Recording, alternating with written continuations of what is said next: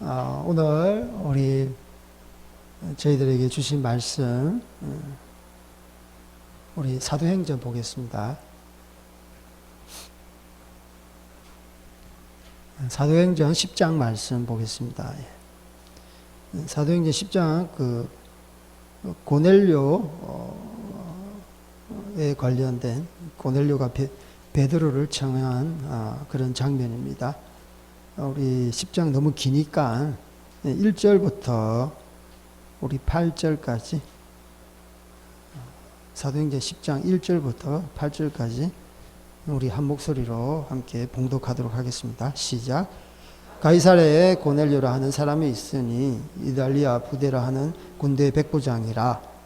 그가 경건하여 온 지방과 더불어 하나님을 경외하며 백성을 많이 구제하고 하나님께 항상 기도하더니, 하루는 제9시쯤 되어 환상 중에 밝히 보매 하나님의 사자가 들어와 이르되 고넬료야 하니, 고넬료가 주목하여 보고 두려워 이르되 주여 무슨 일이니이까? 천사가 이르되 내 기도와 구제가 하나님 앞에 상달되어 기억하신 바 되었으니 내가 지금 사람들을 요빠에 보내어 베드로라 하는 시몬을 청하라. 그는 무두장이 시몬의 집에 유숙하니 그 집은 해변에 있다 하더라.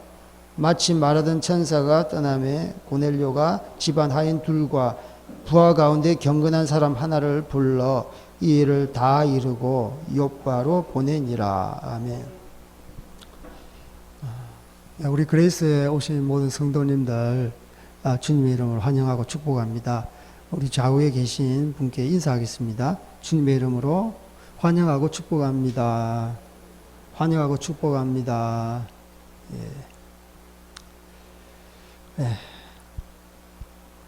잠깐 우리 그레이스 교회 우리 광고 드리겠습니다. 계속 광고 나가는데요. 그레이스 교회 예배 시간은요, 주일 예배는 10시 반부터 그 오전 예배가 있습니다. 그리고 오후 예배는 주로 이제 기도식 예배를 하고 있는데, 기도하고 그 말씀 듣고, 기도하고 말씀 듣고, 충분히 기도와 말씀에 이렇게 드리면서 보낼 수 있도록 그 오후 예배는 1시 반부터 시작하고 있습니다. 1시 반부터 시작하고 있습니다. 그리고 금요 예배가 있습니다. 금요 철야는 아니고요. 금요 기도회식 예배인데 7시부터 금요일 날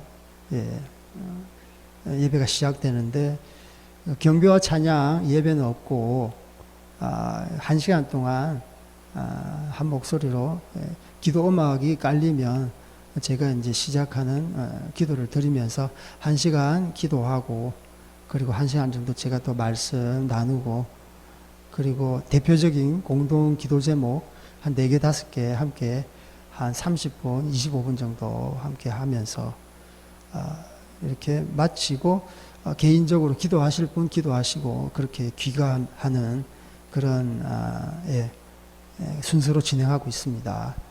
충분히 이제 기도하고 말씀 들을 수 있으니까 이렇게 좀 많이 참여해 주셨으면 감사하겠습니다. 할렐루야. 오늘 말씀 10장 말씀인데요. 고넬료가 이렇게 베드로로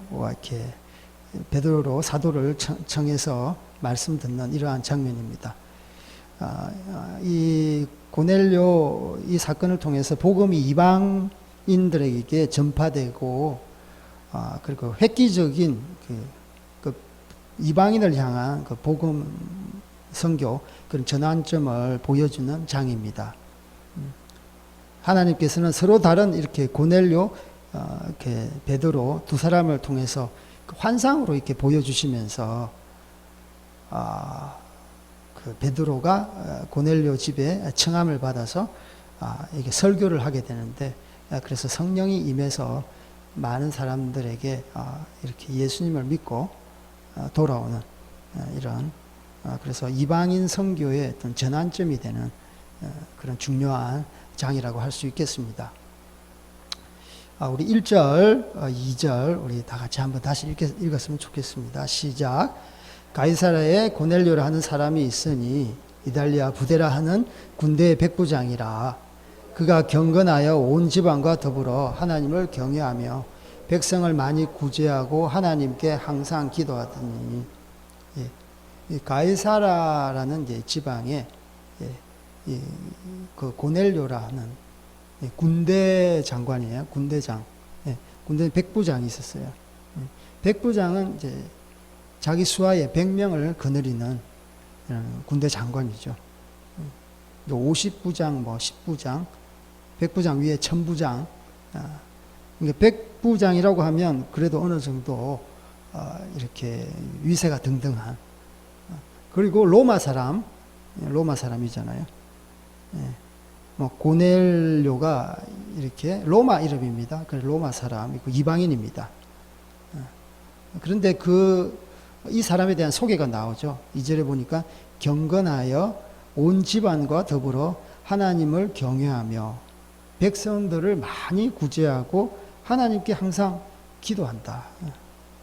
그래서 얼마나 이렇게 하나님을 사랑하는지, 하나님을 얼마나 사랑하는지, 이제 그 행위에 대해서 나오잖아요. 구제를 많이 하고 기도하는 시간을 항상 가지고 있다. 앞에 이 고넬료는 백부장 고넬료는 경건하다 그랬어요. 경건한 것이 무엇인가? 하나님의 측면에서 경건한 것은 무엇인가? 제가 생각해 봤습니다. 단지 우리가 이렇게 새 속에 물들지 않고 경건한 것이 그것이 경건인가? 야고보서 1장 27절에는 이런 말씀이 있더라고요. 우리 야고보서 1장 27절을 한번 찾아볼까요? 경건에 대해서 어떻게 성경은 말하고 있는가? 하나님은 어떻게 말하고 있는가? 1장 27절 우리 다 같이 시작. 하나님 아버지 앞에서 정결하고 더러움이 없는 경건은 곧 고아와 과부를 그 환난 중에 돌보고 또 자기를 지켜 세속에 물들지 아니하는 그것이니라. 저희들이 언뜻 생각할 때 경건하면 그냥 하나님 사랑한다. 그 하나님의 사랑하기 위해서 아주 거룩한, 그러니까 세속에 물들지 않는 그것이 경건이라고 생각했는데 한 개 더 붙어요. 고아와 과부를 환난 중에 돌보는 것도 경건에 속한다고 그래요. 경건에 대해서 앞에는 정결하고 더러움이 없는 경건 하면서 이렇게 경건에 대한 정의를 내리는데 고아와 과부를 환난 중에서 돌보는 것이 경건이다. 그리고 자기를 지켜 세속에 물들지 아니하는 것이 경건이다 라고 말씀하고 있습니다. 그런 의미에서 봤을 때 고넬료는 정말 경건한 것 같아요. 많은 사람을 구제했다. 그죠? 구제는 뭡니까? 소외된 자에게, 그죠? 실질적인, 물질적으로 도움을 주는 겁니다. 구제는요, 물질적인 도움을 주는 거예요. 마음으로 도움을 주고 기도하고, 그것은, 속하지 않고요. 실질적인 구제사에 가면 물질적인 도움, 실질적인 필요를 채워주는 것이 바로 구제입니다. 그래서 고넬료는 경건에 합당한 사람이죠. 성경적인 경건에. 그래서 그가 경건했다. 그 뒤에 나오는데 하나님을 경외하는데 백성을 많이 구제하고 하나님께 항상 기도했다. 그리고 기도를 통해서 이 고넬료는 항상 세속에 물들지 않았어요. 세속에 물들지 않는 방법이 뭡니까? 그것이 바로 기도입니다. 세속에 물들지 않는 방법은 기도예요. 기도를 통해서 우리가 마음이 정결해지고요. 자기 죄가 보이는 거예요. 기도를 하면 하나님께서 분별의 영이 있어서 죄가 분별이 돼요. 기도하지 않으면 자기 죄 짓고도 이것이 심각한 죄인지 죄가 아닌지 모른다고요. 처음에는 어렴풋하다가 계속 죄를 지면 이제는 죄 같지도 안 보여요. 진짜 엄청나게 남의 물건을 도둑질 했든지, 진짜 남들이 경악할 만한 그런 죄를 짓고 그제서야 돌아오는데, 사사로운 죄는 죄같이 안 보이는 거예요. 마음이 이미 무뎌졌으니까. 그래서 하나님 앞에 이렇게 기도할 때 우리의 조그마한 죄, 허물까지도 분명하게 확대가 되는 거죠. 하나님께 계속 기도하면요, 진짜 영적인 결벽증 환자처럼 조그마한 허물도, 조그마한 티끌도 우리가 용납하지 못하는 그런 마음이 있어요. 그래서 새 속에 물들지 않는 이 경건의 고넬료는 항상 기도했다. 그래서 경건의 두 가지 항목에 다 맞는 거예요. 하나님 앞에 항상 나아갔고요. 그리고 그 깨끗한 양심 때문에 사람들이 늘 긍휼히 긍휼히 보이는 거예요. 긍휼히 여기지는 마음이 충만한 거예요. 히브리 말로 경건이란 말이 뭐냐면, 제가 찾아봤는데 하시드라고요. 하시드. 하시드가 경건이란 뜻입니다. 경건이라는 뜻인데, 하시드는 어디서 나왔느냐? 헤세드. 저희 교회 이름이 뭡니까? 그레이스입니다. 은총, 은혜, 그게 헤세드입니다. 그러니까 자비, 은혜를 주는 것이 경건이에요. 영향을 끼치는 것이 경건입니다. 그래서 여기는 은총과 은혜를 발휘하는 사람을 표현할 때 주로 하시드, 경건이란 말을 써요. 그러니까 하나님과 경건한 사람은 하나님께 끊임없이 소통하고 기도하니까, 가까우니까 하나님의 마음이 부어지는데요, 그게 은혜라는 거예요. 하나님과의 관계가 아주 돈독하신 우리 성도들은요, 긍휼한 마음이, 사랑과 자비, 은혜가 충만해요. 그래서 그게 자연스럽게 나타나는 거예요. 그 은혜가 어디로 흘러가겠어요? 낮은 곳으로 흘러가요. 그게 바로 소외된 자, 고아와, 자기 스스로 어떻게 자기 생명을 부지할 수 없는, 생활을 연명할 수 없는 고아와 과부와 나그네와 이렇게 소외된 자에게 은혜는 흘러갈 수밖에 없어요. 낮은 곳으로 흐르잖아요. 그래서 하시드, 은총에서부터 온 말이구나. 은총은 어디에서? 우리가 은총 달라, 은총 달라. 하나님 은혜를 부어주십시오. 하나님께 가까이 있으면 그 은총이 부어질 때 그것이 우리를 통해서 영향력이 확대되는 거예요. 그것이 결국은 하나님 나라의 확장을 말하는 거죠. 그래서 고넬료가 하나님께서 이렇게 정의를 하는데 경건한 사람이다. 근데 어떻게 경건한 사람이냐? 하나님께 항상 기도하는 사람이고, 그리고 주변에 있는 어려운 그 백성들, 고아와 과부를 구제하는 사람이다. 그래서 분명한 고넬료의 어떤 캐릭터에 대해서 이야기하는 거죠. 이런 사람인 거죠. 이방인이지만 얼마나 하나님을 사랑하는데, 얼마나 이웃을 사랑하는지에 대해서 말씀하고 있는 것입니다. 그 밑에 3절, 4절 우리 읽겠습니다. 시작. 하루는 제9시쯤 되어 환상 중에 밝히 보매 하나님의 사자가 들어와 이르되 고넬료야 하니, 고넬료가 주목하여 보고 두려워하여 이르되 주여 무슨 일이니까? 천사가 이르되 내 기도와 구제가 하나님 앞에 상달되어 기억하신 바 되었으니. 이 고넬료가 항상 기도했다 그러잖아요. 보세요. 기도하는 시간 하나님께서 뭔가 말씀하고 싶은 게 있는 거예요. 그게 환상은 비전으로 보인 거예요. 파노라마처럼 쫙 보인 거예요.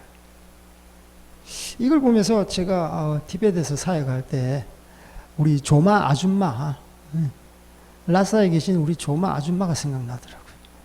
조마 아줌마와 그 가족들은 다 예수님을 거의 다 믿는데 유독 80세 이상 된 노모 어머니, 저희들이 볼 때는 할머니죠. 그 어머님만 예수님을 아무리 전해도 믿지를 않는 거예요.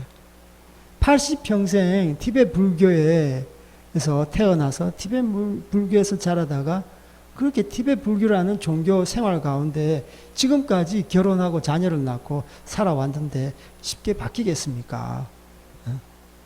근데 그 자녀들은 어머니 진짜 조금 있으면 이 세상을 마감하고 곧 하늘 날아가는데 천국과 지옥이 있습니다.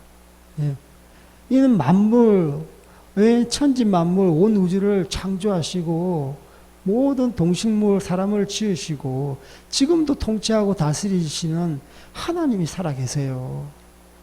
불교는 거짓입니다. 티베트 불교는 인간을 속이는 거짓입니다. 그렇게 이야기해도 이런 방구 듣지를 않는 거예요. 아무리 말해도. 근데 가족들이 얼마나 기도했는지 진짜 합심으로 기도하고 시시때때로 어머님 구원을 위해서 기도했나 봐요. 그런데 어머님이 굉장히 몸이 안 좋았어요. 티베트 사람들은 주로 오체투지 많이 합니다. 오체투지가 뭐냐 하면 몸의 5부분을 갖다가 땅바닥에 던지면서 그렇게 또 삼보일배라고 들어보셨는지 모르겠어요.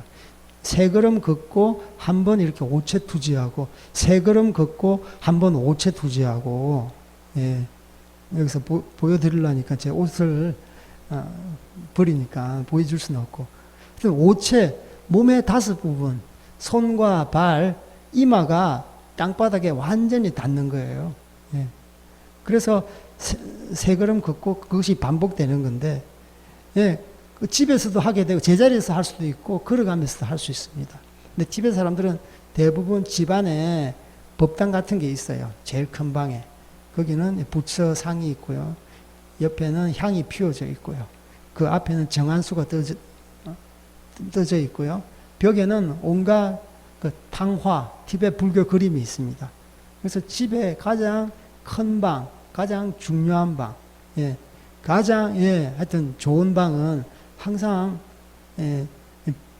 사원의 축소판이라고 일컬을 정도로 조그만하게 법당이 있는데 거기서 매일 기도합니다. 기도할 때는 항상 오체투지. 그래서 무릎이 다 망가져요. 무릎이 다 망가져요. 그래서 관절염 환자들이 그렇게 많아요. 그래서 무릎이 안 좋아가지고 관절이 안 좋아가지고 큰 병원에 입원하게 됐어요. 저희들도 찾아가서 병문안 신방도 가고 그랬죠. 복음도 전하고.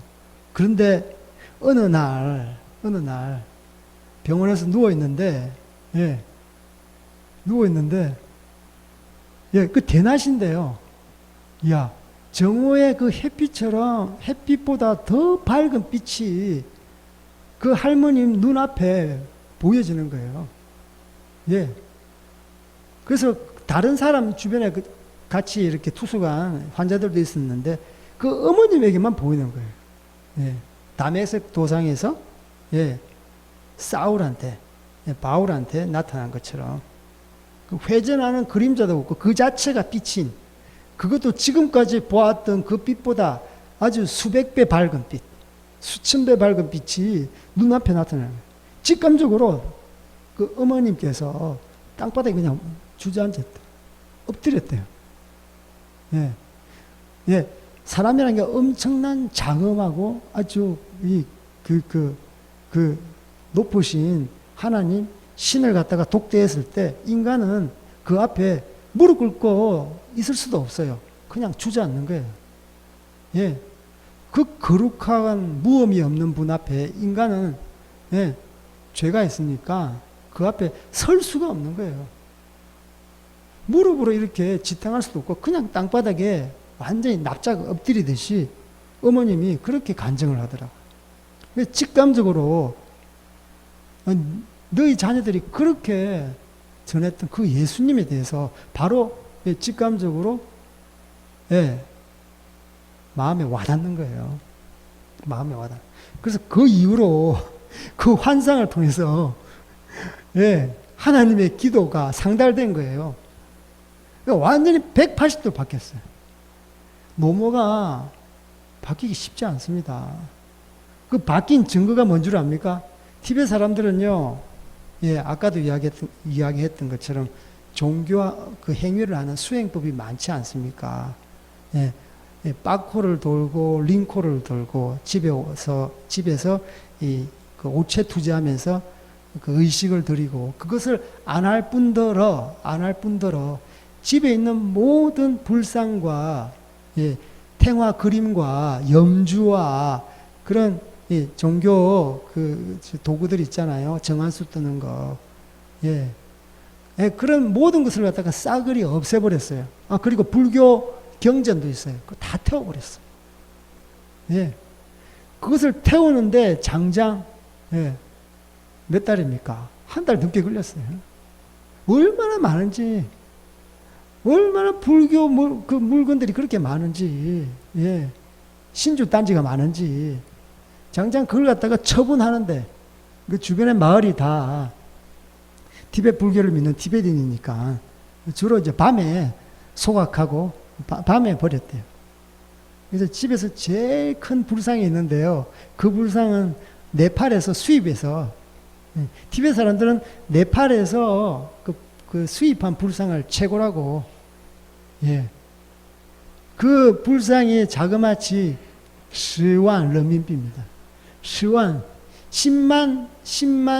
위안. 그게 우리나라 돈으로 1,800만 원. 예.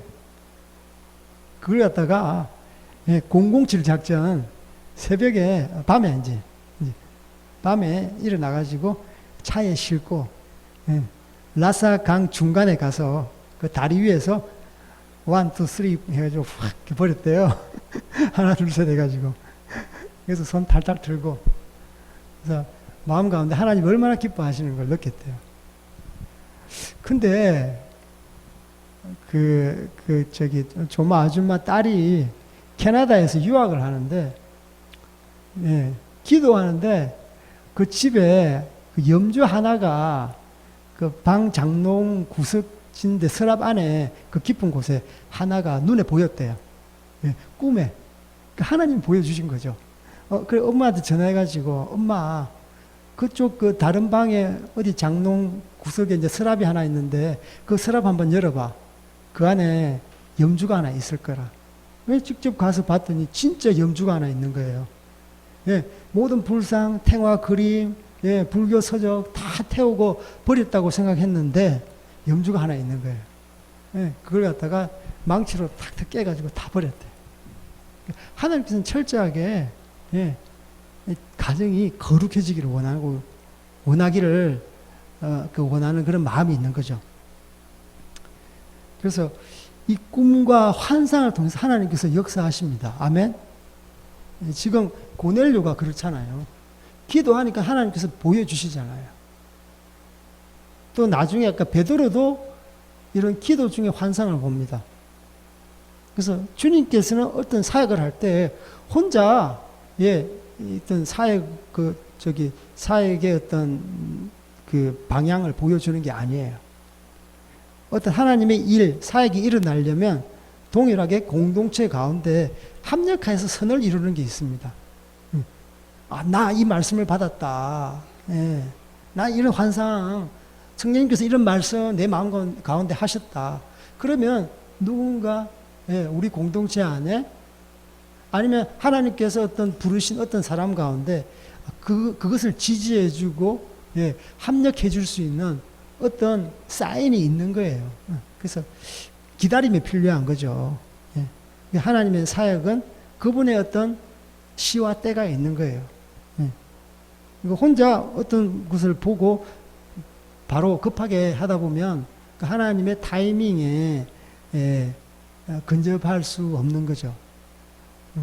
그래서 이 베드로도 고넬료도 하나님께서 각자 전혀 모르는 사람이지만 이런 기도 가운데 하나님께서 절묘한 어떤 환상을 통해서 서로 합력해서 어떤 이방인 선교에 어떤 문을 열게 하는, 이방인 선교의 어떤 시발점이 되게 하는 그런 귀한 그런 이야기가 이 안에 있는 것입니다.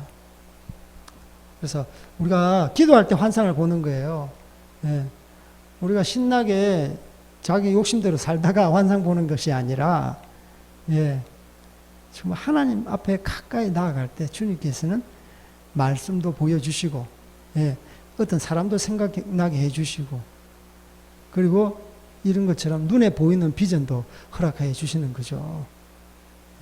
우리 자녀들도 많이 있는데, 자녀를 위해서 기도할 때, 예, 이런 것들 많이 보여주시는 것 같아요.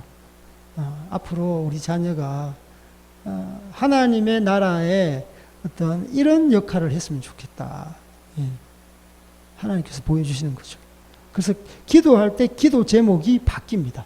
처음에는 이걸로 했다가 점점점 기도하면서, 예, 하나님과의 가까워지니까 기도의 물꼬가 방향이 바뀌는 거예요. 여러분 그런 거 많이 느껴지지 않았습니까? 처음에는 내 욕심대로 이렇게, 자기는 욕심인지 모르죠. 그게 하나님의 뜻인 줄 알죠. 그런데 하나님께서 기도하면 할수록 그 방향을 계속 이끌어 주시는 거, 하나님의 리드에 가시는 걸 우리가 느낄 수 있어요. 예. 그래서 기도할 때 우리는 하나님의 뜻이 분명해지는 겁니다. 할렐루야. 예.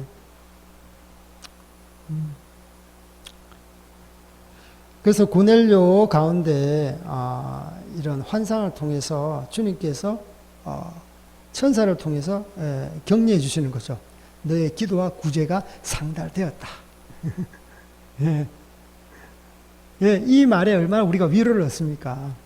너 기도하는 거 상달되었다. 네가 지금 선한 일 하지? 하나님 다 알고 있다. 예. 너 정말 멋있다. 하나님 이렇게 해주시는 거예요. 너 정말 멋쟁이다. 이렇게, 예, 엄지척 하는 거예요. 바로 이 말이에요. 천사를 통해서, 자기 메신저를 통해서 너 잘하고 있어. 응원해 주시는 거예요. 예. 하나님께서는 정말 이런 분입니다. 격려해 주시고 응원해 주시고, 우리가 잘할 때 칭찬해 주시고, 못할 때는요 하나님께서 마음이 아파하세요. 바로 회초리 안 드세요. 하나님은 기다리시면서, 예, 긍휼히 여기시면서 어떻게 하면 우리 자녀가 돌아올까. 그런데 잘할 때는 이렇게 칭찬해 주시고, 예.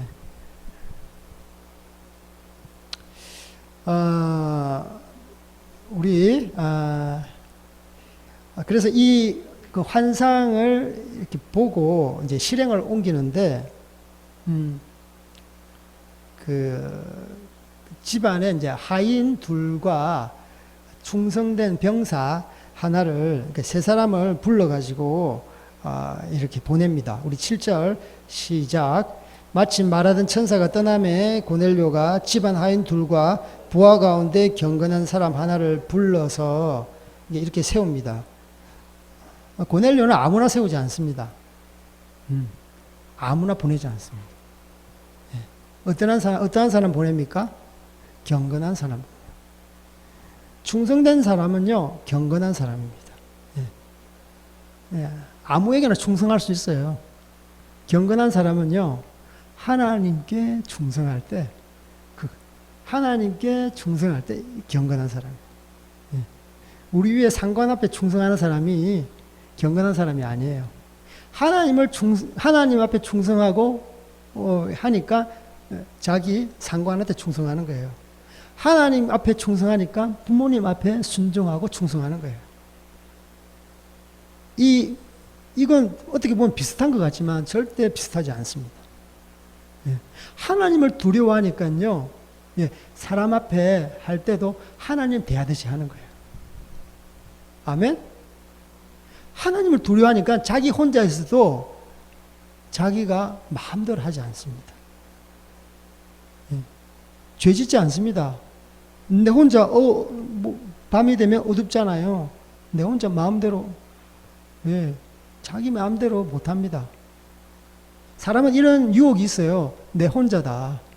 예, 다른 사람 안 본다 그러면 막 하려고 하는 사람 있어요.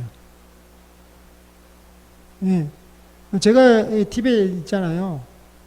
예, 중국에, 티벳이 중국 안에 있으니까, 예, 언어 배우러 중국에 옵니다. 유학생들. 근데 자기 혼자밖에 없어. 다른 사람들은 그 사람을 몰라. 예, 한국에서는 자기랑 관계되는 사람들이 너무 많아. 근데 거기서는 자기 행동에 제약을 받는데, 일단 외국에 가니까 보는 사람이 없어. 그래서 장로님 아들딸, 목사님 아들딸이 마음대로 살더라고. 예, 이제는 해방이다. 부모로부터. 바로 그것이. 부모를 두려워했던 거예요. 하나님을 두려워하지 않았던 거예요. 우리가 세상에 살면서 이 중요합니다. 하나님을 두려워하기에 우리가 사람들 앞에 충성할 수 있는 거예요. 하나님을 경외하기에 사람들 앞에서 예, 정말 충성할 수 있는 거예요. 사람을 대할 때 정말 나의 몸처럼 대할 수 있는 거예요. 그래서 첫 번째 단추가요. 하나님과의 그 관계, 충성, 경건이에요.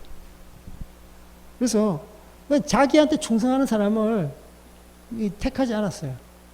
내한테 말 잘 듣고 그런 사람을 택하지 않았어요. 고넬료는요, 철저하게 경건한 사람, 바로 자기처럼 하나님을 사랑하고 항상 기도하고 구제하는데 늘 이렇게 마음을 쓰고 이러한 부하한 사람. 예.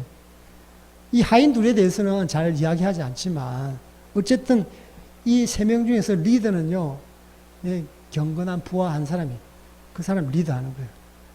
이 사람도 그냥 주인이 보내니까 갈 바를 알지 못하고 그냥 떠나는 거예요. 예. 갈 바를 알지 못하고 떠나잖아요. 충성된 종이라는 거예요. 충성된 종. 예. 그냥 내 이런 환상을 보았다. 보니까 그렇게 정보가 많지 않아요. 무두장이 시온의 집에 유숙하니 그 집은 해변에 있다. 구체적인 약도도 없고, 예, 뭐 주소도 없어요. 해변에 있다. 다 해변에 집이 얼마나 많아요. 그렇게 이렇게 신실한 경건한 부하를 통해서 하나님께서 역사하시기를 원하죠. 그래서 경건한 고넬료는 경건한 부하를 아는 안목이 있는 거예요.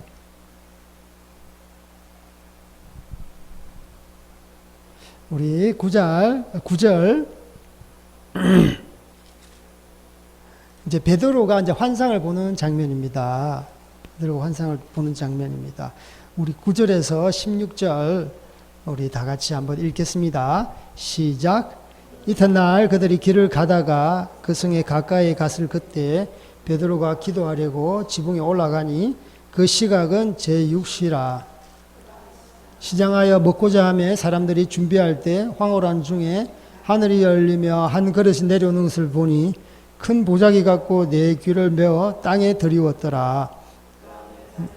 각종 네 발 가진 짐승과 기는 것과 공중에 나는 것들이 있더라. 또 소리가 베드로야 일어나 잡아먹으라 하거늘 베드로가 이르되 주여 그럴 수 없나이다. 속되고 깨끗하지 아니한 것을 내가 결코 먹지 아니하였나이다. 또 두 번째 소리가 있으되 하나님께서 깨끗하게 하신 것을 내가 속되도 하지 말라 하더라. 이런 일이 세 번 있은 후에 그 그릇이 곧 하늘로 올려져 가니라. 예, 베드로에게도 환상이 부어지는데 기도할 때 부어집니다. 그리고 어떤 환상이냐 하면 여러분이 잘 아시는 그런 유대 백성들이 먹지 못하는 부정한 음식들이 막 이렇게 보자기에 쌓여서 내려옵니다. 그래서 잡아먹어라. 그게 이렇게 세 번 왔다 갔다 해요. 잡아먹으라 했는데 베드로는 거부했잖아요. 어떻게 주님 먹을 수 있습니까? 어떻게 먹을 수 있습니까? 그럴 수 없나이다. 속되고 깨끗하지 않은 것을 내가 결코 먹지 아니하였나이다. 계속 하나님께서 깨끗하게 하신 것을 내가 속되도 하지 말라. 하나님과의 그런 신랑이 하는. 유대교회는 이제 정결법이 있습니다. 구약에 보면 레위기 11장에 보면 정한 음식, 부정한 음식이 있잖아요. 정한 음식이 뭡니까? 쪽발나고 대세김질하는 짐승. 네, 그러니까 소나 양. 돼지는 쪽발 났지만 대세김질을 하지 않잖아요. 예. 그래서 그런 거 뭐 땅바닥에 기는 거 그런 거 먹지 마라. 물고기는 뭐야? 비늘 있는 거 먹어라. 예. 고등어 비늘이 있더라고요. 언뜻 보면 이제 비늘이 없는 것처럼 보이는데, 예. 찾아봤더니 고등어 비늘이 있다고 먹어도 된다고. 예. 그래서 이제 유대인들은 이제 코셔 제품이라 가지고, 그죠? 코셔 인증 마크가 이렇게 박혀 있는 걸 먹을 수 있죠. 고기를 사더라도 직접 바로 먹을 수는 없고요. 그걸 갖다가 예, 소금물에 조금 이렇게 절였다가 그리고 물에 또 하여튼 몇 시간 담궈서 피를 좀 빼고 나서 이렇게 먹는다고 그러잖아요. 그래서 코시어 제품 마크가 찍힌 것만 먹습니다. 뭐 이슬람에도 할랄 이렇게 해가지고 또 하잖아요. 예. 그래서 우리가 뭐 우리나라에 뭐 할랄 음식 이걸 해서 외화를 벌자, 수출하자. 그런데 할랄 제품 같은 건 예, 우리가 이렇게 들어오면 안 돼요. 그게 들어오면 이슬람이 급속하게 들어옵니다. 예. 제품이 그냥 만들어지는 게 아니에요. 예. 그 우리가 목사라는 이런 사역자가 거기 고기에다가 제품에다 다 기도합니다. 예. 이미 그들의 의식에 의해서 통과된 것들이에요. 예. 그래서 그 사람들이 어떤 제사에 바쳐졌던 음식이라서 우리가 예, 그 음식이 깨끗하다, 정하다고 해서 예, 표면적으로 그렇다고 해서 먹으면 안 되죠. 그게 뭐 세계에 돈 많이 번다, 중동 지방의 부호들에게 수출 많이 한다, 예? 전 세계에 수억 대는 이슬람에게 수출한다. 지금 돈 벌고 안 벌고 그게 중요한 게 아니에요. 우리나라에 지금 이슬람이 급속하게 들어오고 있습니다. 여러분 감각이 없는데요, 들어오고 있어요. 이슬람은요, 진짜 이 종교에 이념화돼 가지고요, 배교를 하면요 죽이라고 코란에 명령돼 있어요. 배교를 하면, 배교가 뭔지를 아시죠? 종교를 바꾸면, 예. 만약에 이슬람에서 기독교로 개종했다 그러면 죽어도 싼 거예요. 그래서 이슬람은 이 개인 그 진앙 공동체가 아니라 집단적인 종교 공동체예요. 누가 이야기해요. 서울대 학생도 그렇고, 내 주변에 있는 이슬람들 많은데 참 야, 성격 좋고 쿨하고 사랑도 많고 좋다. 너무 멋있다. 그렇다고 해서 속으면 안 돼요. 그 공동체 종교입니다. 이슬람은. 예. 자기들이 과격한 이슬람에 대해서 욕도 하지 않아요. 거기에 대해서 바꾸려고 하지 않아요. 왜냐하면 코란의 말씀에 그렇게 적혀 있으니까 거기도 자기는 거기에 예, 실질적으로 행동을 하지 않으면서 동조하고 있는 거예요. 심적으로 다 동조하고 있어요. 이슬람들은. 그 사람이 쿨하다, 성격 좋다, 멋있다. 그거하고는 별개의 문제예요. 또 이슬람이요, 이 사회의 1%, 2% 장악해버리면요, 예, 여기 엄청난 국제 테러 단체와 연계돼서요, 예, 이슬람에 옹호하는, 예, 이슬람에 옹호하는 법제화가 추진되고요. 그로 인해서 법제화가 추진되면서 엄청난 이슬람 난민들이, 예, 이슬람 사람들이 이 한반도에 들어오게 됩니다. 이 나라에, 우리나라가 저기 해외로 보낸 선교사 25,000명보다 더 많은 3만 명 이상의 이슬람 선교사가 지금 들어와 있어요. 예. 우리나라가 그래도 이슬람 청정 지역인데 지금 예, 장담 못해요. 앞으로 어떻게 될지. 그래서 지금 뭐 음식 이야기하다가 이슬람 이야기했는데 우리가 정말 예, 이슬람은 이렇게 문화적으로 접근합니다. 경제적으로 접근해요. 예. 또 뭡니까? 그들은요, 수단과 방법을 가리지 않아요. 이 사람을, 이 민족을, 예, 이 나라를 개종시키기 위해서는요, 애도 많이 낳고요, 자기가 결혼해도요, 다른 여자랑 또 결혼할 수 있어요. 일부 다처제. 일부 다처제. 예, 무슨 말씀인지 알겠어요? 그래서 한국 여자들, 이 교회에요, 노처녀들 많잖아요. 예, 교회 가서, 우리는 하나님께 예배 드리는데 자기는 유일하신 알라에게 예배 드리는 거예요. 예. 그러면서 이 내부자 운동 들어보셨어요? 내부에 딱 들어가가지고, 예, 예, 이 늑대 여우의 탈을 쓰고, 예, 죄송합니다. 양의 탈을 쓰고, 예, 양의 탈을 쓰고 그렇게 있는 거예요. 양이 아니에요. 양들을 잡아먹기 위한, 예, 그런 자기들의 술책, 전략과 전술이 있는 거예요. 그래서 순진한 처녀들 꼬시는 거예요. 그러니까 알고 보니까 자기 본국에 와이프가 있고 애들도 딸려 있는 거예요. 그렇게 해서 여기는 후처가 있고 자기 본국에는, 예, 본처가 있는 겁니다. 예. 그렇게 해서 애를 또 엄청 많이 낳아요. 생육 번성은 땅에 충만합니다. 프랑스 같은 경우에는 이슬람이 엄청 많이 진행되고 있어요. 유럽, 특히 프랑스. 프랑스 파리의 외곽에는요, 이슬람이 다 에워쌌대요. 대부분 빈민가인데요. 이민 온 사람도 있고, 난민으로 온 사람도 있고, 거기서 의료보험도 다 되고, 뭐 후생복지도 다 되고, 하여튼 복지가 너무 잘 돼 있으니까. 예. 낳기만 나면 국가에서 길러주니까. 그 허드렛 일, 잡 같은 거 다 하고요. 그래서 그렇게 해서 이 파리 외곽에 이슬람이 참 진을 치고 있다고 그럽니다. 그래서 어떻게 할 수가 없는 거예요. 프랑스에 테러 많이 일어납니다. 그래서 우리가 이 반 이슬람에 대해서 교회가 각성하고 교회에서도 이렇게 좀 순진하게 그렇게 생각하시면 안 되고요. 물론 이슬람 그들에게 복음을 전해야 되겠지만 그들이 강교하게 이 국내에 들어와서 이렇게 작업하는 것에 대해서 우리가 단호하게 맞서야 됩니다. 맞서야 됩니다. 저기 이태원에 이슬람 성전이 있잖아요. 이슬람 사람 굉장히 많아요. 예전에 거기 가서 땅 밟기 기도도 하고 전도도 하고 그랬는데 정말 많이 있습니다. 각 대학에는요, 이슬람 그 동아리, 채플, 자기 동아리는, 예, 기도하고, 또 갑자기 또 생각나는 게 있는데, 아니, 기독교 대학에서 이슬람의 교도들에게 기도할 수 있도록 기도처를 마련해 주었어요. 또 이슬람을 믿는 사람들이 식사할 수 있도록, 예, 할랄 식당까지 배려해 주었어요. 그게 뭐 하여튼 KBS인가 MBC인가 모르겠어. 대대적으로 보도를 하더라고.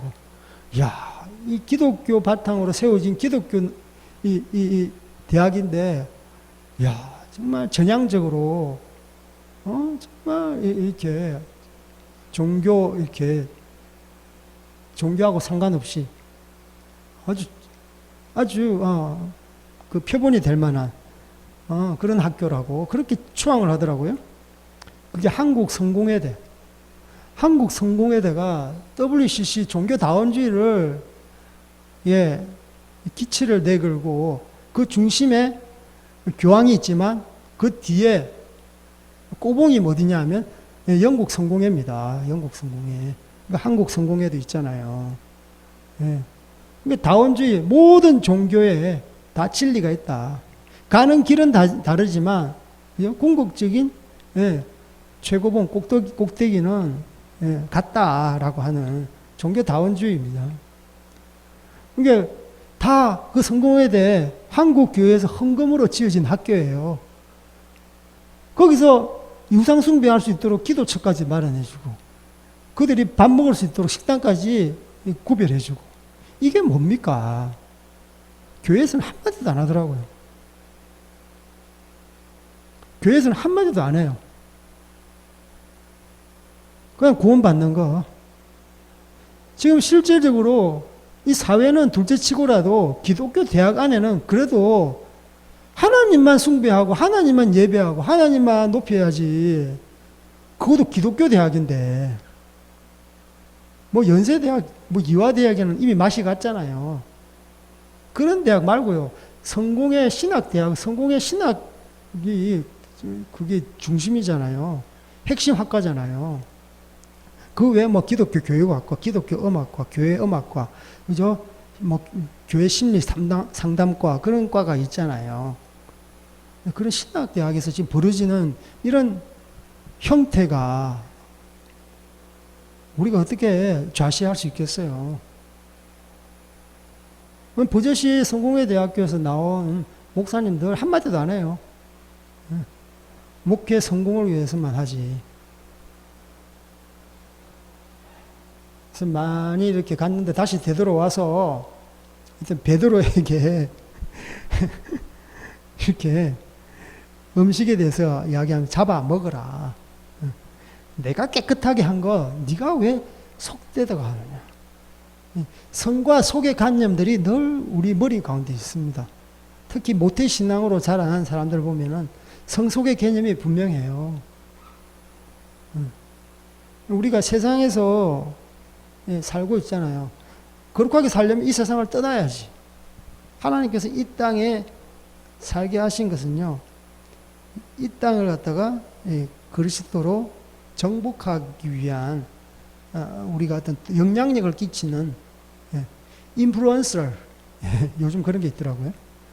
영향을 끼치는 자, 영향을 끼치는 자로 살아가기를 원하는 거죠. 그래서 이방인으로 들어가려면, 이방인의 어떤 문화 속으로, 민족 속으로 들어가려면, 하나님의 어떤 성령을 받아야 되는데, 그 성령은 성속의 개념을 갖다가 완전히 뒤엎는 개념입니다. 티베트 지역에 갑니다. 강의팀을 보냅니다. 저희들이. 그러면 티베트인들하고 제일 이렇게 부딪히는 문제가 우리 한국 사람이 음식에 부딪혀요. 음식에 충돌한다니까요. 음식 때문에 가정에 안 들어가려고 그래요. 야, 가정에 들어가서 그들의 음식을 먹고 그들의 옷도 입어보고 그들과 함께 티베트 춤도 춰보고. 근데 티베트 춤은 잘 춰요. 티베트 옷은 잘 입어봐요. 예. 그런데 입으로 들어갈 때는요, 혀 끝에서 미각이, 우리를 그냥 놔두지 않잖아요. 맛이 없잖아요. 그래서 한번 이 자수마 버터차라고 있어요. 그걸 먹으면, 어떤 사람들 밖에 나서 토하고 있어요. 그대로 뱉어요. 넘기지를 못하는 거예요. 그래서 이방 문화에 들어갈 때 진짜 크게 충돌하는 것이 이 음식 문화입니다. 베드로만 그런 게 아니에요. 우리 한국 사람들, 거기 신나게 놀 수 있죠. 근데 음식은 한국 밑반찬은 항상 싸가요. 그래서 중요한 것은 우리가 이방 족속한테 복음을 전하려면 이것까지 너희들이 극복을 해야 된다. 그래서 성령 충만하면 티베트 사람들이 주는 차수마 3잔, 4잔, 5잔, 어떤 분은 10잔까지 마셨더라고. 그래서 야, 진짜 너 성령 충만하다. 저희들이 막 칭찬하고 그랬는데, 아무튼 베드로에게도 이런 음식을 통해서 너의 어떤 한계 상황을 돌파해라 라고 이야기를 하는 거예요. 유대인, 유대 선민 사상, 성과 속에 가득 차 있는 그들의 어떤 사상을 깨는 거예요. 비단 베드로뿐만 아닙니다. 유대인 중에서 예수를 믿었던 사람들도 동일하게 베드로보다 더했으면 더했지 덜하지는 않았을 거예요. 베드로를 통해서 이방인 선교를 주님께서는 계속 이렇게 말씀하시는데, 여기까지죠. 진짜 베드로에게 이렇게 이방 선교 문을 갖다 두드리시는데 주님께서는 거기까지, 진정하게 이방 선교를 위해서는 사울, 바울을 쓰시는 거죠. 그러니까 베드로는 예루살렘 교회를 담당하고 이방 교회 선교를 위해서는 사도 바울을 세우시는 거죠. 그래서 우리가 3번 이선 후에 이제 그 그릇이 올라가잖아요. 3번이 뭡니까? 하나님께서 엄청 강조하신 거예요. 중국말로 이 짜이산, 3세번이라는 게 짜이산 장대ao 뭐 이렇게 이야기합니다. 내가 3번 이렇게 이야기하는데 그 3번 이야기했다는 말이 아니에요. 진짜 여러 번 말해서 너희들 강조하는 말인데 여러 번 말로 강조하는 말인데 이럴 뜻입니다. 예. 우리나라도 뭐 3세판 뭐 그렇게 하잖아요. 그래서 하나님께서 분명하게 말씀해 주시는 거죠. 이방인 선교. 그래서 고넬료가 보낸 부하와 이렇게 하인 3명이 베드로에게 이제 문 앞에 문을 두드립니다. 그래서 베드로를 만나게 되죠. 그래서 20절에 그들이 이렇게 어떻게 왔다 이렇게 이야기하고 있습니다. 우리 22절 시작. 그들이 대답하되 고넬료는 의인이요 하나님을 경외하는 사람이라 유대 온 족속이 칭찬하더니 그가 거룩한 천사의 지시를 받아 당신을 그 집에서 청하여 말을 들으려 하느니라 한데, 충성되고 그 경건한 부하가 자기가 보낸 백부장 고넬료에 대해서 이렇게 째서 소개를 합니다. 난 내 혼자 뜻으로 온 게 아니라 내 뜻으로 온 게 아니라 저희 주인님 고넬료 백부장이라는 분입니다. 그래서 그분은 이런 사람입니다. 의인입니다. 하나님을 경외하는 사람입니다. 유대 족속, 그러니까 너희들 그 베드로님 당신 민족으로부터 존경받는 사람. 예, 뭐라 적혀 있습니까? 칭찬하더니 칭찬하는 사람입니다. 그래서 그가 거룩한 천사의 지시를 받아 당신을 그 집으로 청하여 말을 들으려 하나이다. 그래서 자기 주인에게 소개해 줄 때는요, 좀 불리한 이야기 안 해요. 불리한 이야기 안 합니다. 뭐 이렇게 이방민족입니다. 로마 사람입니다. 이런 이야기 안 해요. 제일 중요한 거 유대인들로부터 칭찬받는 사람입니다. 얼마나 지혜로워요. 경계심을 풀기 위해서. 전혀 난데없이 어떤 사람이 들어오는데, 근데 베드로는 이미 마음 안에 있었죠. 주님께서 이방인을 향해 부르심이 있구나. 그래서 이미 마음이 열려 있는데,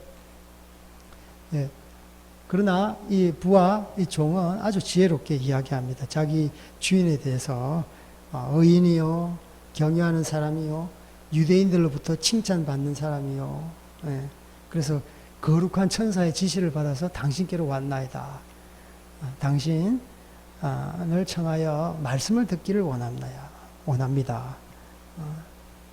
그래서 얼마나 이러한 껄끄러운 첫 대면에서 얼마나 이렇게 지혜롭게 이야기하는지, 그래서 얼마나 충성된 부하인지를 알 수 있는 거예요. 그래서 이제 베드로가 고넬료의 집에서 이제 설교를 하게 됩니다. 설교를 하는데 고넬료가 그냥 자기 그 온 집안은 다 믿어요. 처음에 성경에 볼 때 2절에 보면은 이렇게 이야기하고 있어요. 우리 다 같이 시작. 그가 경건하여 온 집안과 더불어 하나님을 경외하며 백성을 많이 구제하고 하나님께 항상 기도하더니, 경건하여 뒤에 온 집안과 더불어 하나님을 경외한다 그랬잖아요. 이 말은 뭡니까? 자기 집안은 이미 예수님을 다 믿어요. 그런데 베드로가 청한 사람이 있어요. 베드로의 메신저만 청한 게 아니라 24절에 보면 고넬료가 하반절에 보면 그의 친척과 가까운 친구들을 모아 기다리더니, 지금 전도 집회 했던 거예요. 지금 전도 집회. 여러분 아시겠어요?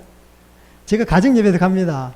그러면 우리 가정에 있는 주최 측에서 단지 가정뿐만 아니라 가정은 예수님 다 믿으니까 선교사님이 오셨으니까 주변에 이웃, 친척들, 다른 교회 다니지만 이렇게 좀 믿음이 연약하신 분들, 선교사님 왔으니까 티베트 선교 이야기 좀 들어보러 오세요. 믿지 않는 사람들은 저기 해발 높은 곳에서 티베트 선교하다가 오셨는데 티베트 이야기, 재밌는 이야기 들으러 오세요. 이렇게 청하는 겁니다. 베드로 사도를 초청해 놓고 자기 가족만 딸랑 있어. 그러면 별로 안 좋잖아요. 저도 가정만 딸랑 있으면 이렇게 메시지를 전할 때 힘이 안 생겨. 물론 믿음으로 해야 되는데 제가 부족하니까. 근데 사람이 많으면 뭔가 이렇게 막 말이 좀 잘 나오더라고요. 그래서 베드로가 초청 전도 집회를 했습니다. 그의 친척, 안 믿는 친척, 혹여나 관심 있는 친척인지는 모르겠어요. 아무튼 초청했어요. 가까운 친구들. 백부장이니까 얼마나 친구들이 많겠어요. 그죠? 밑에 50부장, 10부장은 당연히 와야 돼. 백부장이 부르니까. 명령 복종해야 되잖아.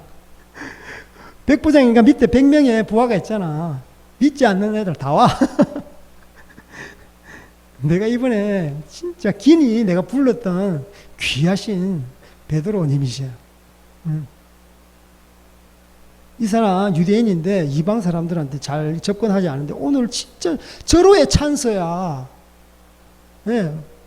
백부장이니까 또 집이 얼마나 컸겠어요? 예. 이거보다 큰 것 같아요. 일단 많은 사람들이 모여서 베드로가 말씀을 나눴던 것 같습니다.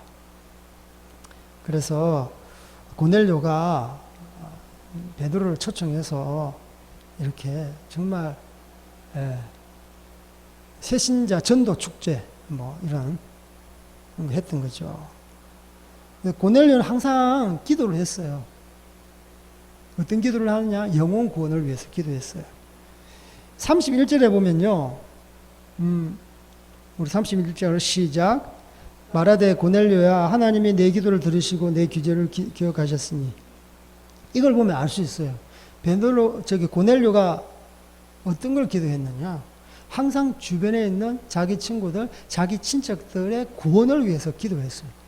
그래서 하나님이 내 기도를 들으시고, 내 기도를 들으시고, 내 구제, 내가 정말 선한 행동을 했던 것, 그 가부와 고아를 돌아보았던 것, 주님께서 기억하셨다라고 고백하잖아요. 이 기도 제목이 지금 실현되는 겁니다. 그래서 베드로가 복음을 전하잖아요. 복음을 어떻게 전합니까? 자기 이야기를 하지 않습니다. 예수님, 예수님을 전합니다. 우리가 다 읽기 그러니까 우리 36절 시작. 만유의 주 되신 예수 그리스도로 말미암아 화평의 복음을 전하사 이스라엘 자손들에게 보내신 말씀. 37절요. 곧 요한이 그 세례를 반포한 후에 갈릴리에서 시작하여 온 유대에 두루 전파된 그것을 너희도 알거니와. 쭉쭉쭉쭉 이렇게 보면은 예수께서 성령의 능력과 기름부터 다셨으며 선한 일을 행하시고 고치시고 예수님께서 나무에 달려 죽으셨다. 하지만 사흘 만에 다시 부활했다. 그 부활하신 후에 음식을 먹고 우리에게 이렇게 말씀하셨다. 이런 예수님의 그 하셨던 일대기를 하시는데 우리가 36절 읽었는데 예수 그리스도로 말미암아 화평의 복음을 전했다라고 해요. 굉장히 중요한 겁니다.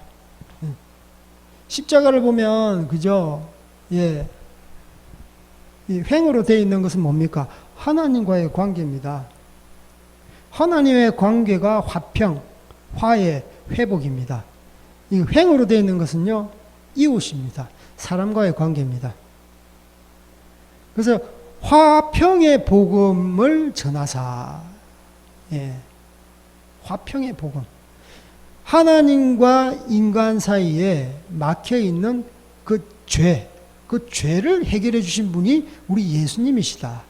그리고 횡으로 되어 있는 것은 유대인과 이방인과의, 여기서는 그겁니다. 인간과의 관계지만 여기서는 유대인과 이방인. 유대인은요, 모든 이방인들을 개같은 죄인으로 봤어요. 유대인의 3대 죄인이라면요, 이방인이 있고, 세례, 세금 거두는 세리, 국가에 이제 역적질하는 로마에다가 세금을 갖다가 국민들한테 뜯어서 바치는 거죠. 세리.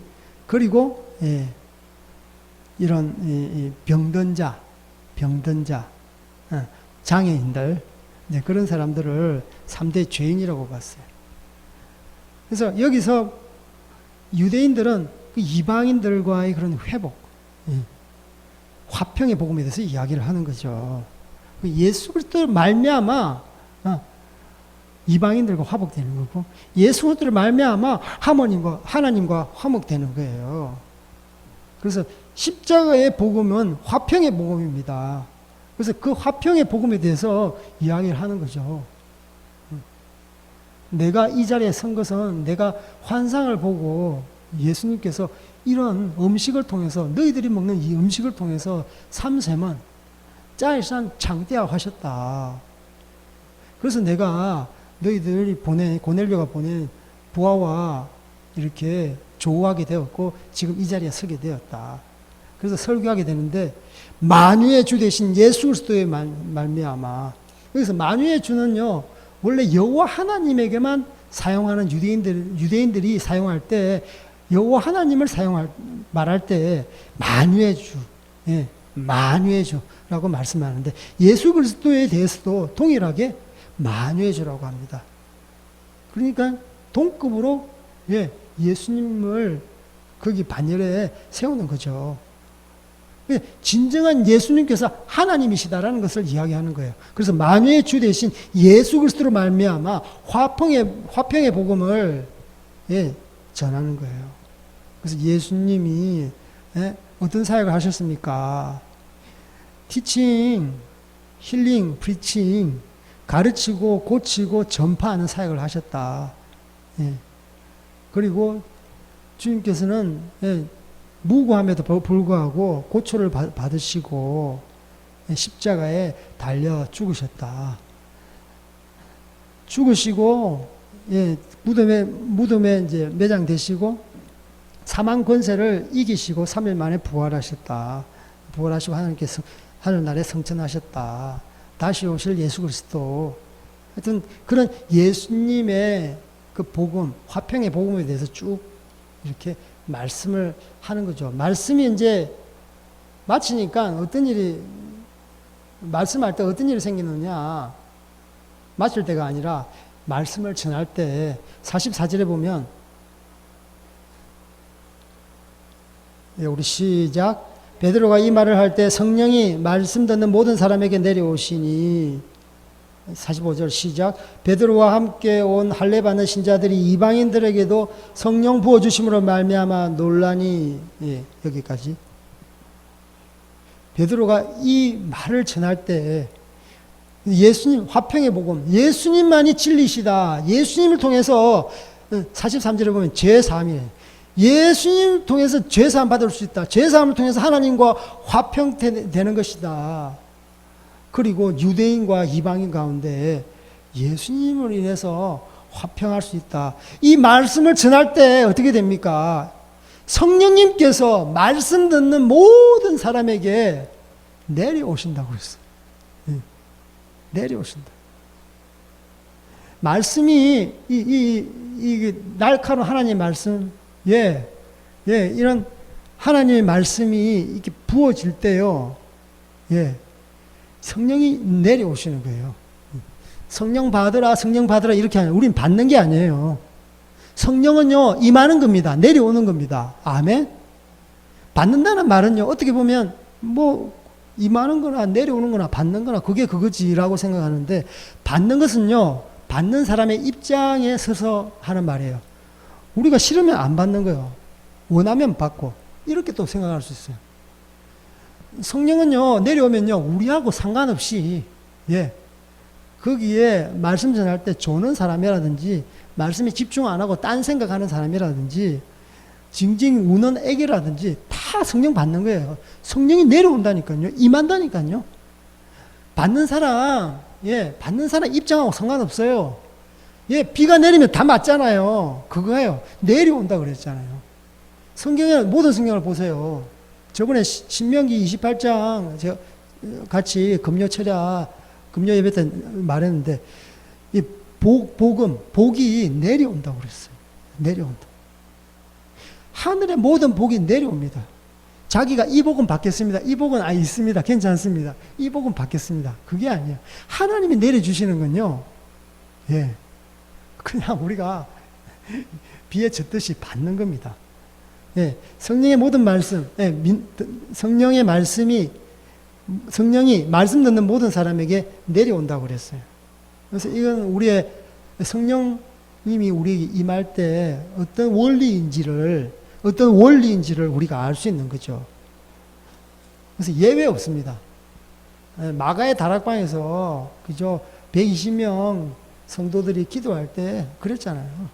예외 없이 불의 혀 같은 성령님께서 타지는 않는데 불처럼 이글이글 거리는 게, 예, 사람들에게 임했다는 거예요. 임했다는 거예요. 임하면요, 예, 막을 자가 없습니다. 막을 자가 없습니다.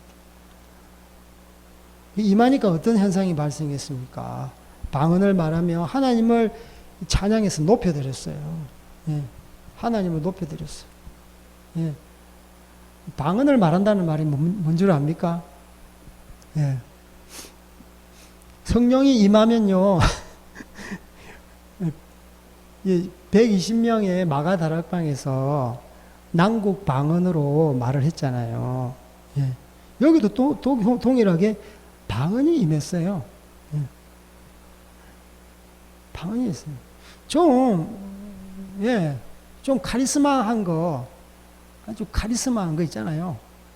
그런 은사를 부어주시지, 왜 다 하는 방언의 은사를 주십니까? 여러분, 이런 생각 안 해보셨어요? 막 재물을 확 부어주시지. 아니면 모든 세계를 갖다가 구원할 수 있는 죽은 자를 일으키시는, 예, 그런 은사를 부어주시지. 예, 아주 라디컬한 그런 은사를 부어주시지. 확 그냥 바뀔 수 있는 그런 공격적이고 급진적인 이 세상을 소동케 하는 그런 은사를 부어주시지. 예. 근데 하나님께서는요, 예, 방언의 은사에 엄청난, 예, 뜻이 있습니다. 방언은 뭡니까? 난국 방언이에요. 예, 제가 성령 받으니까, 티벳 말로, 예, 막 기도하는 거예요. 예. 어떤 사람이 중국 사람인데 성령 받으니까 러시아 말로 막 기도하는 거예요. 예. 저기 아프리카 어떤 부족 말로 막 기도하는 거예요. 이것은 뭐냐? 복음이, 예, 자기 민족을 뛰어넘어, 예, 다른 이방 선교, 예, 주 예수를 믿어라. 그리하면 너와 네 집이 뭡니까? 구원을 얻는 거예요. 이 구원의 복음이요, 예, 자기 집이 뭡니까? 옛날에는 시족사회입니다. 자기 가문을 뛰어넘는 겁니다. 복음은요, 자기 집에 갇혀서, 자기 민족에 갇혀서, 자기 나라에 갇혀서 있으면 복음으로서의 역할이 축소되고 제한됩니다. 고인물은 썩는 물인지 여러분 아시잖아요. 그래서 이 방언이라는 것은, 예, 우리가 가볍게 보면 안 되는 거죠. 하나님의 기쁘신 뜻이 있는 거예요. 이 화평의 복음, 이 화해의 복음이 나의 죄사함을, 나의 구원을 뛰어넘어서 내 주변에 있는 민족, 이 중동 땅은요, 여러 민족이 함께 혼재해서, 우리나라처럼 단일 민족 국가가 아닙니다. 여러 민족이 함께 더불어 사는 지역입니다. 그러니까 자기 민족 중심으로 살아가고 있죠. 그런데 그렇게 하지 말라고. 복음을 받은 사람, 죄사함을 받은 사람은요, 그 죄사함의 화평의 복음을 갖다가 다른 민족, 다른 가문, 다른 족속에게 흘러가게 하는 거예요. 사도 바울이요, 마게도냐 환상을 보고, 예, 배를 타고 갑니다. 아놀드 토인비 세계적인 역사학자가 이야기하잖아요. 바울이 탄 배는 유럽의 운명을 바꾸는 배라고. 그만큼 격찬했어요. 역사의 큰 물줄기를 바꾸는 그런, 예, 배라는 거예요. 그래서 우리가 예수 그리스도 그분을 믿고 복음을 받았잖아요. 이 죄사함, 화평의 복음을 받았잖아요. 다른 가정, 다른 민족, 다른 사람. 그래서 열방을 향해서 많은 사람들이 파송받고 가잖아요. 그래서 이 방언을 말하며 하나님을 높이는 거예요. 나를 높이는 것이 아니라 하나님을 높이는 거예요. 그래서 천국 가면요, 다 우리가 하나님밖에 높이는 거 없어요. 찬양하는 것밖에 없어요. 거룩하다, 거룩하다. 하나님의 거룩을 찬양하는 거예요. 성령 딱 받으면요, 완전히 그냥, 전도하고 싶어서 몸둘 바를 못. 그렇기 때문에 저희들도, 해발이 높은 티베트 땅까지 갔죠. 그래서 이제 47절, 48절을 보면, 내가 누가 능히 물로 세례 베품을 금하리요. 그래서 침례 세례를 베풉니다. 그래서 베드로에게 더 며칠 더 머물기를 정해서 계속 말씀을 듣기를 원했잖아요. 그래서 이방인 선교의 물꼬를 트는 이러한 귀한 사역입니다. 오늘 한 가지 콕 집어서 말할 수는 없겠고, 이 고넬료 환상을 통해서, 베드로 환상을 통해서, 또 그 수하에 충성된 경건한 종을 통해서, 또 베드로의 설교를 통해서, 또 설교를 듣고 나서 그 현상을 통해서 우리에게 주시고자 하는 엄청난 메시지가 많이 있습니다. 그래서 여러분 정말 이 죄사함의 복음이, 이 화해의 복음이 여러분 바운더리를 뛰어넘어 이웃과 전 세계 땅끝까지 이르기를 주님의 이름으로 축복합니다. 아멘.